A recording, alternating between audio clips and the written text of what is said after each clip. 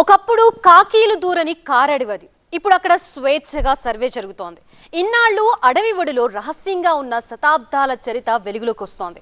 భక్తితో మల్లన్నకి నీరాజనాలు అర్పించిన మహనీయుల ఔదార్యాన్ని కళ్ళకి కడుతున్నాయి ఆనాటి శాసనాలు.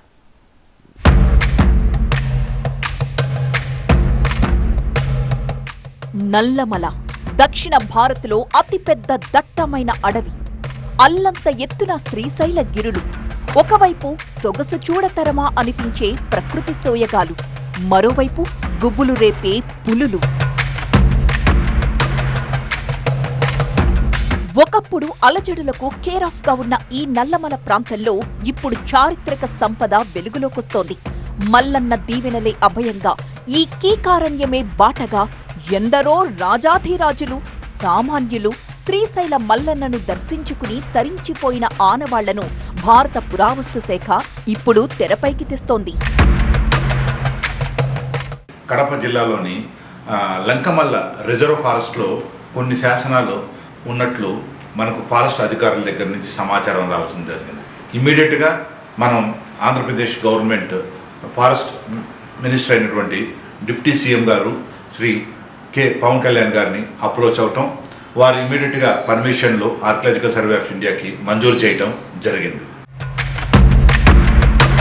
శ్రీశైలం అభయారణ్యంలో ఉన్న ఇష్టకామేశ్వరి ఆలయం నుంచి పురావస్తు శాఖాధికారులు ఒక సర్వే ప్రారంభించారు.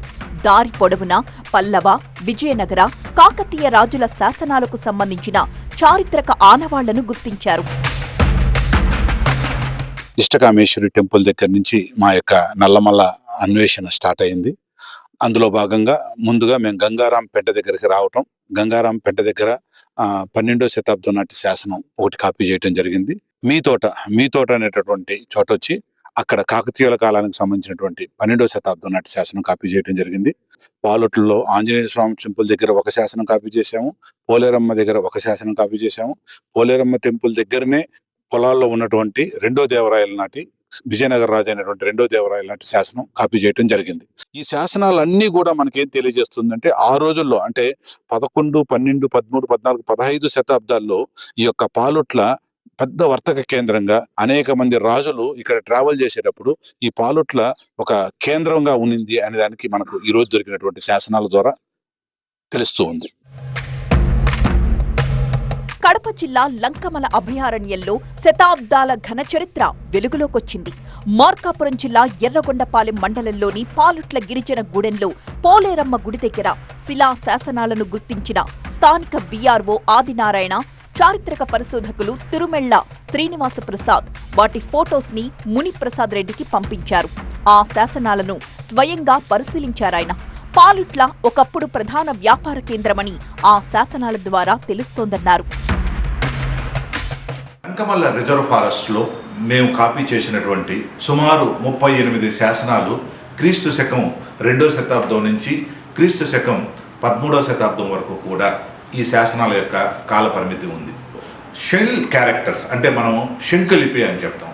ఆ శంఖలిపికి సంబంధించినటువంటి శాసనాలు ఉత్తర భారతదేశంలో ఎక్కువగా ఉంటాయి. ఉత్తర భారతదేశం నుంచి అనేక భక్తులు, శైవ భక్తులు శ్రీశైలంకి నడక ద్వారా వచ్చేటప్పుడు వారు శివుడి మీద ఉన్నటువంటి భక్తితో ఆ యొక్క శైవ అంటే శివుడి యొక్క ఎపిథెట్స్ని వాళ్ళు ఆ యొక్క అభయారణ్యంలో చెక్కి ఆ రూట్లోనే వాళ్ళు వెళ్ళి శ్రీశైలంని మల్లికార్జున స్వామివారిని దర్శించుకునేవారు.